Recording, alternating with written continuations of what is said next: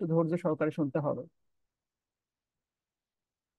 তাহলে যেমনটি বলছিলাম, পরীক্ষার প্রশ্নটা খেয়াল করো। একবার পড়েছে জটিল সংখ্যা কাকে বলে, আর একবার পড়লে জটিল সংখ্যার একটি উদাহরণ লেখো। উদাহরণ এক জিনিস, আর একবার পরীক্ষায় পড়েছে জটিল সংখ্যার আরেক আকারটি লেখো। হ্যাঁ, এটা আরেকটি হবে না, এটা জটিল সংখ্যার আকার হবে। আকার বা ফরম্যাটটা কেমন হবে। তাহলে জটিল সংখ্যা থেকে এই তিনটা প্রশ্ন আমরা দেখলাম। জটিল সংখ্যা কাকে বলে, জটিল সংখ্যার আকারটি লিখে দেখাও, এবং জটিল সংখ্যার একটি উদাহরণ দাও। তো যেমনটি বলছিলাম, জটিল সংখ্যা বোঝার জন্য যেটি বুঝতে হবে তার নাম হলো বাস্তব সংখ্যা কোনটাকে বলে। তো আমি এখানে দেখো বইয়ের ভাষায় লেখা আছে, সকল মূলদ এবং অমূলদ সংখ্যাকে একসাথে বাস্তব সংখ্যা বলে। যদিও রিয়েল নাম্বারটা আমরা ছাত্রদেরকে চাকরির জন্য যে ভাষায় শেখায় সেটি হলো এমন, এই পৃথিবীতে যে সংখ্যা তুমি লিখতে পারো সব সংখ্যাই বাস্তব সংখ্যা, কেবলমাত্র কাল্পনিক সংখ্যা ব্যতীত। কি বলেছে বলো, কেবলমাত্র কাল্পনিক সংখ্যা ব্যতীত। ঋণাত্মক সংখ্যার বর্গমূলকে কাল্পনিক সংখ্যা বলে। যে সংখ্যাটা তুমি কল্পনা করে নিচ্ছ এটি ব্যতীত আর সকল সংখ্যায় বাস্তব সংখ্যা। তো সেটি তো চাকরির পরীক্ষার প্রশ্ন উত্তর করার জন্য শিখতে হয়। আপাতত বইয়ের ভাষায় তোমরা এটাই লেখো, সকল মূলদ এবং অমূলদ সংখ্যাকে একসাথে বাস্তব সংখ্যা বলা হয়। এখন স্বভাবতই মনের মধ্যে তোমাদের প্রশ্ন জাগছে, তাহলে মূলদ সংখ্যা কোনটাকে বলে। পরীক্ষায় পড়বে, এটি অসংখ্য বার পড়েছে। মূলদ সংখ্যা কাকে বলে এবং অমূলদ সংখ্যা কাকে বলে। তো আমরা শুরুতে দেখে নিই মূলদ সংখ্যা কোনটাকে বলে, হ্যাঁ। তারপর আমরা জটিল সংখ্যা নিয়ে কথা বলবো।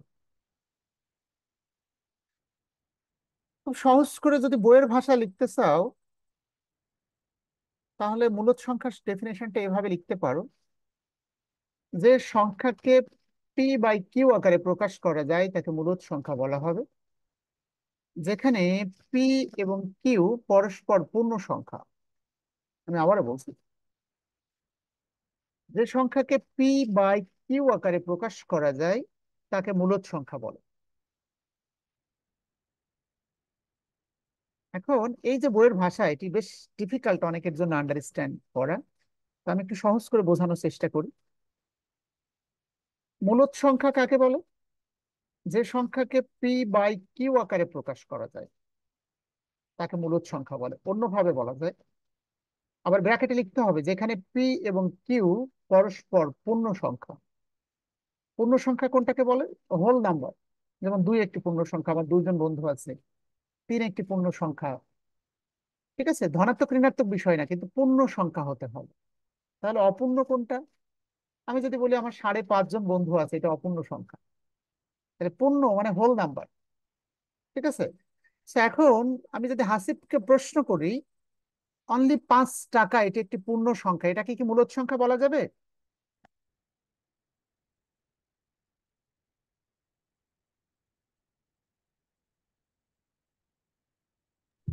না স্যার। যাবে। একটা পূর্ণ সংখ্যা একটি মূলদ সংখ্যা, কারণ এটাকে তুমি পি বাই কিউ আকারে প্রকাশ করতে পারবে। যেমন এর নিচে কোনো সংখ্যা নেই মানে একটা ওয়ান লিখতে পারবে, 5/1। এবার এই যে বইয়ের ভাষা, এটা বুঝতে ছাত্রদের অনেক কষ্ট হয়। খুব সহজ করে আমরা যদি বলতে চাই, যে সংখ্যাকে দুটি সংখ্যার ভগ্নাংশ বা অনুপাত আকারে প্রকাশ করা যায় তাকে মূলদ সংখ্যা বলে। যেমন 2:3 মানে হলো 2/3, 2/3 এটি একটি মূলদ সংখ্যা। কারণ যে সংখ্যাকে ভগ্নাংশ আকারে প্রকাশ করা যায়, আমরা বলছি পি বাই কিউ আকারে প্রকাশ করা যায়, যেখানে পি এবং কিউ পরস্পর পূর্ণ সংখ্যা। যেমন দুই একটি পূর্ণ সংখ্যা, তিন একটি পূর্ণ সংখ্যা। তো হাসিবকে প্রশ্ন করেছিলাম, শুধু 5 কি একটি মূলদ সংখ্যা। অবশ্যই মূলদ সংখ্যা, কারণ 5কে ভগ্নাংশ আকারে প্রকাশ করতে পারবে 5/1। নিচে কিছু না থাকলে একটা ওয়ান লিখতে পারবে। এখানে 5p, পি এর মান 5 আর কিউ এর মানটা হলো 1। এবার যে এত কথা বললাম, পরীক্ষার হলে মূলদ সংখ্যা কাকে বলে। এক কথায় লিখবে, যে সংখ্যাকে দুটি সংখ্যার অনুপাতে বা ভগ্নাংশ আকারে প্রকাশ করা যায় তাকে মূলদ সংখ্যা বলে। আবার যদি বইয়ের ভাষা লিখতে চাও, তাহলে বলেছে যে সংখ্যাকে পি বাই কিউ আকারে প্রকাশ করা যায়, যেখানে পি এবং কিউ পরস্পর দুটি পূর্ণ সংখ্যা। বলো, মুখস্থ হয়েছে কার, কে বলতে পারবে। তো যে স্যার, যে সংখ্যাকে পি বাই কিউ দ্বারা প্রকাশ করা যায় তাকে হচ্ছে মূলদ সংখ্যা বলে, আর যে সংখ্যাকে পি বাই কিউ দ্বারা প্রকাশ করা যায় না তাকে অমূলদ সংখ্যা বলে। এটি হলো সহজ কথা, ঠিক আছে। তো সকল পূর্ণ সংখ্যা একটি মূলদ সংখ্যা, যেমন তোমাকে বলা হলো 1005 টাকা কি একটি মূলদ সংখ্যা? অবশ্যই, কারণ এটাকে তুমি পি বাই কিউ আকারে প্রকাশ করতে পারবে, যেখানে পি এর মান হলো 1005, কিউ এর কোনো মান নেই, মানে একটা কাজ, 1005:1। যে সংখ্যাকে দুটি সংখ্যার অনুপাত বা ভাগফল বা ভগ্নাংশে প্রকাশ করা যায় তাকে মূলদ সংখ্যা বলে। আশা করি বুঝতে পারছো। বলো। স্যার আপনি বলছেন যে যেখানে হচ্ছে কি P by Q, P by Q আকারে প্রকাশ করা যায়, আর হচ্ছে ব্র্যাকেটে লিখতে হবে পি, পি যে এবং কিউ হবে হচ্ছে কি পূর্ণ দুটি সংখ্যা। পূর্ণ ওটা সংখ্যা। না লিখে P not is equal to zero, তাহলে হবে না? হ্যাঁ, Q is not equal to zero সংক্ষেপে। লিখলে হবে। হ্যাঁ হ্যাঁ হবে। এই যে এখানে লিখে দিয়েছি দেখো, হ্যাঁ, পি বাই কিউ, যেখানে P Q belongs to one, মানে পি কিউ এর মান অবশ্যই পূর্ণ সংখ্যা হবে এবং কিউ কখনো জিরো হবে না। ওর কথা ঠিক আছে। ও বলছে স্যার যে সংখ্যাকে পরীক্ষায় এভাবে আমরা লিখবো পি বাই কিউ, বা দুটি সংখ্যার অনুপাতে প্রকাশ করা যায় তাকে মূলদ সংখ্যা বলে। এরপর একটা লাইন একটু কষ্ট করে লিখতে বলেছে, যেখানে পি এবং কিউ দুটি পূর্ণ সংখ্যা এবং কিউ ইজ নট জিরো, মানে কিউ এর মানটা জিরো হবে না, জিরোর থেকে বড় হবে, মানে পূর্ণ সংখ্যা হবে। তো মুখে বলে দিলে আর জিরো না লিখলেও কোনো অসুবিধা নেই, লিখলেও কোনো সমস্যা নেই। আশা করি বিষয়টা বুঝতে পারছো। এবার আসো, আমি আমাদের মেন পারপাস হলো জটিল সংখ্যা কাকে বলে, জটিল সংখ্যার আকারটা কেমন হবে, জটিল সংখ্যার একটি উদাহরণ লিখে দেখাতে হবে, 3টা প্রশ্ন। তো সেই প্রশ্ন উত্তর করতে হলে আমাদের জানতে হয়েছে মূলদ সংখ্যা কাকে বলে এবং অমূলদ সংখ্যা কাকে বলে। যেমনটা বাপ্পি চৌধুরী খুব সহজ করে বলেছে, যে সংখ্যাকে পি বাই কিউ আকারে প্রকাশ করা যায় তাকে মূলদ সংখ্যা বলে, যাকে পি বাই কিউ আকারে প্রকাশ করা যায় না তাকে অমূলদ সংখ্যা বলে। পরামর্শ হলো শুধু এই লাইনটা লিখলে হবে না, নিঃসন্দেহে এর পাশে দুটো শব্দ লিখতে হবে, যেখানে পি এবং কিউ পরস্পর দুটি পূর্ণ সংখ্যা এবং Q is not zero, Q এর মান অন্তত পক্ষে জিরোর থেকে বড় হবে, জিরো হবে না। এই কথাটা কিন্তু গুরুত্বপূর্ণ, এই যে স্ক্রিনে দেখতে পাচ্ছ। এবার আসো, আমি 3টে প্রশ্ন নিয়ে কথা বলবো। একটি হলো জটিল সংখ্যা কাকে বলে, জটিল সংখ্যার আকার লেখো এবং জটিল সংখ্যার একটি উদাহরণ লিখে দেখাও। তো জটিল সংখ্যা কাকে বলে সম্ভবত শীটে লেখা নেই, সাইমা সুলতানা বলো, সবাই লিখে নিবে। স্যার বাস্তব সংখ্যা এবং কাল্পনিক ও বাস্তব সংখ্যার সমষ্টিকে জটিল সংখ্যা বলে। জটিল সংখ্যা কোনটাকে বলে? ও বলছে বাস্তব সংখ্যা, যে সংখ্যা পৃথিবীতে তুমি লিখতে পারো, ধনাত্মক ঋণাত্মক বর্গমূল, হ্যাঁ, পূর্ণ অপূর্ণ যাই হোক না কেন, এই পৃথিবীর সকল সংখ্যাই কিন্তু বাস্তব সংখ্যা। ও বলেছে বাস্তব সংখ্যা এবং বাস্তব ও কাল্পনিক সংখ্যার সমষ্টিকে একত্রে জটিল সংখ্যা বলে। জটিল সংখ্যার আকার, আকারটি যদি বলে লেখো, তাহলে জটিল সংখ্যার আকার হলো এ প্লাস আই বি। আমাদের বিজনেস ম্যাথমেটিক্সে এই পার্ট বি এবং পার্ট সি এর জন্য যে 10 মার্কসের প্রশ্ন পড়বে, সেখানে সকল অঙ্ককে আমাদেরকে এ প্লাস আই বি আকারে প্রকাশ করে দেখাতে হবে। আমি আবারও বলছি, বাস্তব সংখ্যা এবং বাস্তব ও কাল্পনিক সংখ্যার সমষ্টিকে একত্রে জটিল সংখ্যা বলা হয়। জটিল সংখ্যার আকার হলো এ প্লাস আই বি, যেখানে কোন দুটো বাস্তব সংখ্যা বলো তো, হাসিব এবং সাগর ভাঙ্গি, সাদিয়া আফরিন লিখবে, যেখানে এ এবং বি পরস্পর বাস্তব সংখ্যা,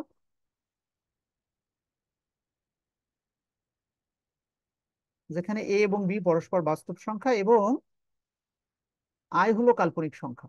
কোনটা কাল্পনিক সংখ্যা? এই যে আই, আই হলো কাল্পনিক সংখ্যা। বুঝতে পারছো সবাই? জটিল সংখ্যার আকার হলো এ প্লাস আই বি, যেখানে এ হলো বাস্তব সংখ্যা, বি ও বাস্তব সংখ্যা, আর আই হলো কাল্পনিক সংখ্যা। যদি এটুকু শুধুমাত্র মনে থাকে, অসংখ্য অঙ্ক করানোর ফলে এটা এমনিতেই মেমোরিতে গেঁথে যাবে। বাস্তব সংখ্যা এবং বাস্তব ও কাল্পনিক সংখ্যার সমষ্টিকে একত্রে জটিল সংখ্যা বলা হয়। এই লাইনটা দেখে আমরা বলে দিলাম। এবার পরীক্ষায় পড়েছে জটিল সংখ্যার একটি উদাহরণ লিখে দেখাও। আকার লিখেছিল, লিখতে বলেছে বিধায় লিখে দেখালাম এ প্লাস আই বি। উদাহরণ যদি লিখি কিভাবে লিখবো? হাসিব, মেজবা সাদিক, এর মানটা লিখবো। এ না লিখে একটা বাস্তব সংখ্যা লিখবো, পৃথিবীর সকল সংখ্যা বাস্তব সংখ্যা। সাপোজ আমি 5 লিখলাম, প্লাস আই মানে আই লিখলাম, বি এর মান যে কোনো একটি সংখ্যা লিখলেই হবে। আমি মনে করো 7 লিখলাম। তাহলে পরীক্ষায় লিখলাম জটিল সংখ্যার একটি উদাহরণ হলো 5 + i7, যেখানে 5 এবং 7 পরস্পর, জটিল সংখ্যার উদাহরণ যেখানে 5 এবং 7 পরস্পর বাস্তব সংখ্যা এবং আই হলো একটি কাল্পনিক সংখ্যা। বিষয়টা বুঝতে পারছো কিনা সবাই?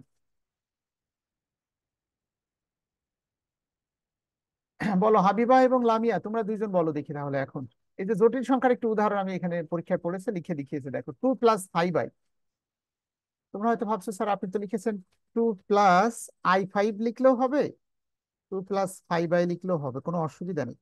সাধারণত চলকটা আমরা পরে লিখি, কনসোনেন্টটা আগে লিখি। এবার তিনটাই কে বলতে পারবে আমার মুখের কথা শুনে? বলো, আকাশ সর্দার পারবে? জটিল সংখ্যা কাকে বলে, জটিল সংখ্যার আকার এবং উদাহরণ। স্যার কোনটা কোনটা? বলো জটিল সংখ্যা কাকে বলে, বলো আগে।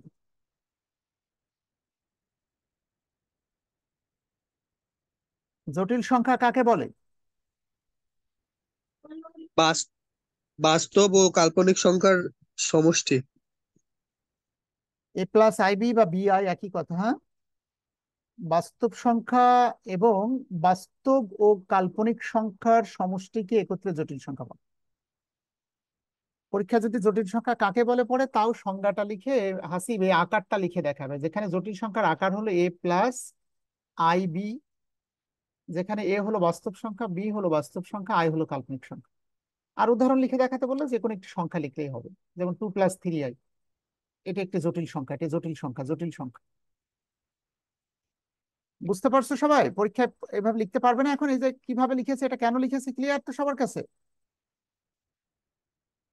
এবার আসো এখানে, পরীক্ষায় যেভাবে প্রশ্নগুলো পড়বে, মূলদ এবং অমূলদ সংখ্যা নিয়ে প্রশ্ন পড়বে।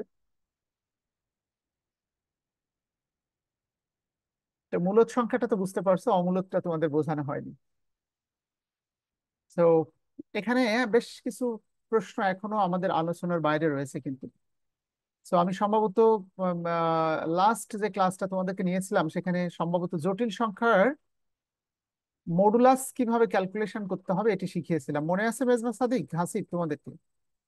যেমন 1 - i²√3 এর মডুলাস কত, এবং জটিল সংখ্যার আর্গুমেন্ট বের করে দেখা। কোশ্চেন নাম্বার 9, 1 + i জটিল সংখ্যার মডুলাস কত, পারবে সাইমা সুলতানা, নাকি আমি করে দেখাবো? স্যার করে দেখেন।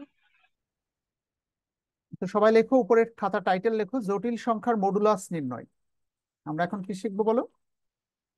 জটিল সংখ্যার মডুলাস কিভাবে ক্যালকুলেশন করতে হয়। যদিও এই 10 নম্বর কোশ্চেন তোমরা দেখতে পাচ্ছ এ অ্যাবসলিউট ভ্যালু বা মডুলাস সাইন আছে এখানে, এটি ক্যালকুলেশন আমি এখনো শেখাইনি তোমাদেরকে, একটু ওয়েট করতে হবে। কোশ্চেন নাম্বার 9 সলিউশন করে দিচ্ছি। বলো বাপ্পি চৌধুরী, জটিল সংখ্যার মডুলাস নির্ণয় করার সূত্র বলো দেখি।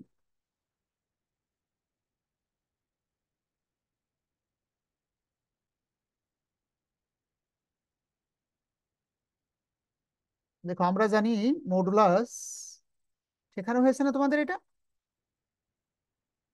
জি স্যার। বলো মডুলাসের সূত্র বলো, modulus r = r √/(x² √x² + y)। Plus Y square. একটু খেয়াল করবে সবাই, পরীক্ষা এভাবে লিখবে, আমরা জানি মডুলাস r = বলবে জটিল সংখ্যার মডুলাস ক্যালকুলেশন করো। অনেকভাবে সূত্রায়িত করা যায়, অনেকে আর না লিখে জেড দ্বারা প্রকাশ করে, হ্যাঁ। তো যেভাবে পরীক্ষায় নাম্বার হবে আমি সেভাবে শেখাচ্ছি। জটিল সংখ্যার modulus r = √x² plus Y square. এবার কোশ্চেন নাম্বার 9টা একটু খেয়াল করো, 1 + i, 1 প্লাস, কোশ্চেনটা দেখো শুধু আই লেখা আছে। এবার একটু ব্যাখ্যাটা বুঝে নাও। মেজবা সাদিক এবং হাসিবকে আমি প্রশ্ন করলাম, সাপোজ, হ্যাঁ, সাপোজ মনে করো 2 + 1 এখানে কয়টা এক্স আছে বলো তো দেখি হাসিব? স্যার একটা। একটা এক্স। এই যখন 1x হয় তখন ওয়ানটা কিন্তু আর লেখা হয় না, কিন্তু আমি যদি 2+5x লিখতে চাই তাহলে অবশ্যই 5টা আমরা লিখি। চলক যখন একটা হয় তখন আমরা ওয়ানটা কিন্তু এখানে লিখি না, তাই নয় কি? একইভাবে এখানে দেখো 1+i বলতে 1i, কারণ জটিল সংখ্যার মডুলাস, জটিল সংখ্যা কোনটাকে বলে? বাস্তব সংখ্যা প্লাস বাস্তব ও কাল্পনিক সংখ্যার সমন্বিত রূপকে জটিল সংখ্যা বলে। আসলে রিয়েল প্রশ্ন হলো এটা, কিন্তু শুধু আই মানে আসলে 1i। এটা যারা মেধাবী তারা বুঝতে পারবে যে এখানে একটা ওয়ান আছে। এবার এই বিষয়টা কেন এতটা গুরুত্বপূর্ণ দেখো, এখানে পরীক্ষা এভাবে লিখে নিবে মান, এক্স এর মান। বলো সাইমা সুলতান, এক্স হলো প্রথম চলক, আর জটিল সংখ্যার এই যে কাল্পনিক সংখ্যার সাথে যেটা থাকবে সেটি হলো ওয়াই এর মান। তাহলে ওয়াই এক্স এর এর মান মান এখানে আছে 1, আর ওয়াই এর মানটা কত আছে বলো তো দেখি। আই না কিন্তু, ওয়ান, কাল্পনিক সংখ্যার সাথে যে বাস্তব সংখ্যা থাকবে সেটা সেটা কত? 1। সেটা ওয়ান। ওয়ান।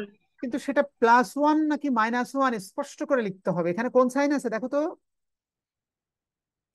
Plus sign. এই এই জায়গায় ছাত্ররা ভুল করে, এখানে মাইনাস হলে কিন্তু আমি এখানে -2 লিখতাম, -1 লিখতাম। এটা বুঝতে পারছো কিনা? এবার ক্যালকুলেশন দেখো, √এক্স এর মান পেলাম 1, আবার ওয়াই এর মানও পেলাম 1। তো 1 কে ক্যালকুলেশন করলে 1 আর 1 মিলে √2। তাহলে 9 নম্বর কোশ্চেনের উত্তর কি লেখা আছে দেখছো পাশে সবাই?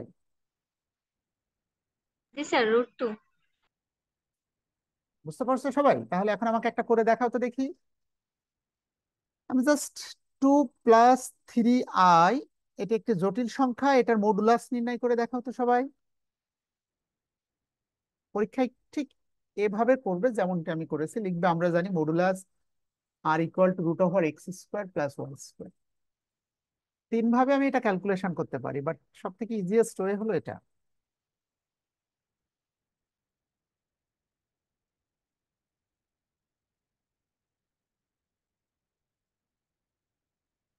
বলো দেখি। সৌরভ এবং লামিয়া, তোমরা বলো তো এখানে এক্স এর মানটা কত আর ওয়াই এর মানটা কত? স্যার এক্স এর মান 2 আর ওয়াই এর মান হচ্ছে +3।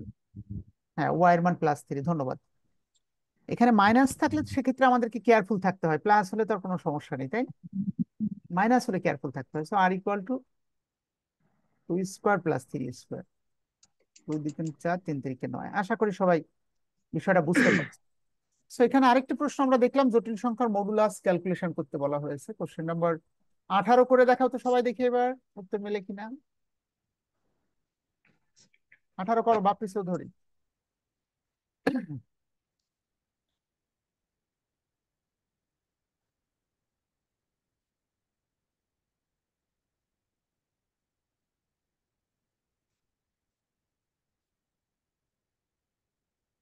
পরের ক্লাসে 27টার মধ্যে যতগুলো ব্রিফ কোশ্চেন বাকি আছে সবগুলো কমপ্লিট করবে এবং একই সাথে পার্ট বি এর অঙ্ক করানো শুরু করবে। পার্ট বি, ঠিক আছে? এবং সি আমরা শুরু করবো। আমি বলেছি 5 থেকে 6টা ক্লাস আমরা নিব নাম্বার সিস্টেমের উপরে। তাহলে এটাকে তোমরা ধরে নিতে পারো পরীক্ষায় প্রায় 30 মার্কসের প্রশ্ন হবে এই একটা অধ্যায় থেকে। তোমাদের যে ফাইনাল পরীক্ষা 80 মার্কসের মধ্যে 25 থেকে 30 নম্বরের প্রশ্ন একটা অধ্যায় থেকে পাবে ইনশাল্লাহ। পারছো তোমরা? 18 নম্বর। উত্তরে ভুল থাকতে পারে, আই এম গেসিং সো, কিন্তু ভয় পাওয়ার কিছু নেই।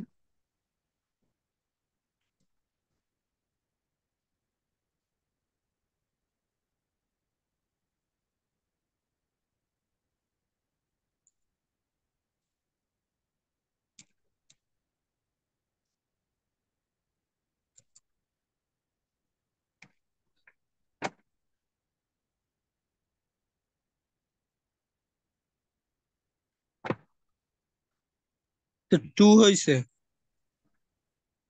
বাকিরা অ্যান্সার তো 2 হচ্ছে।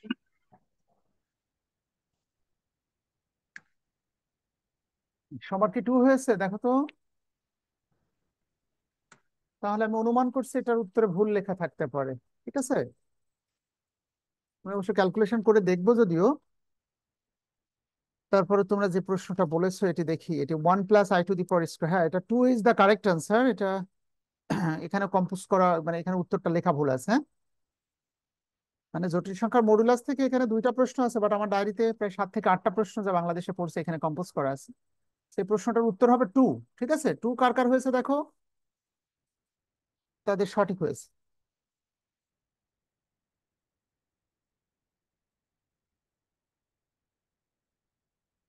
আর একটি প্রশ্ন পড়েছে 3 - 5i4 + 3i, এগুলো আশা করি পারবে, কোনো অসুবিধা নেই।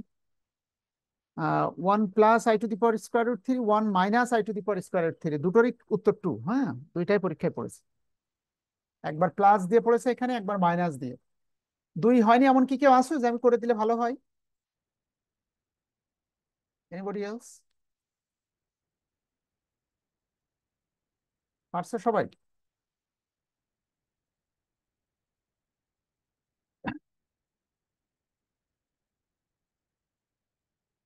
মানে এটা আসলে এটা একটা প্রশ্ন সেপারেট, এটা আরেকটি প্রশ্ন, এই দুটোই পরীক্ষায় পড়েছে, 1 + 3i এবং 1 - i⁻³ সো স্যার এটা, হ্যাঁ বলো। স্যার বলতেছি, যদি কখনো মডুলাস নির্ণয় করে অ্যান্সার যদি রুট ওভার পূর্ণ সংখ্যা আসে, যেমন হচ্ছে গিয়ে 9 অথবা 16 আসে, তাহলে কি সেইটা হচ্ছে গিয়ে ওই 3 বা হচ্ছে 4 লেখা লাগবে নাকি? হ্যাঁ, 9 হলে অবশ্যই ক্যালকুলেশন করে 3 লিখতে হবে। -9 হলে আচ্ছা ভিন্ন ঠিক কথা, আছে। -9 হলে 3i হবে উত্তর, ঠিক আছে, কিন্তু অবশ্যই ক্যালকুলেশন ফিনিশিং টানতে হবে। হ্যাঁ, ঠিক আছে। ওকে। আচ্ছা, তো ধন্যবাদ, আশা করি সবাই এটি পারছো তোমরা।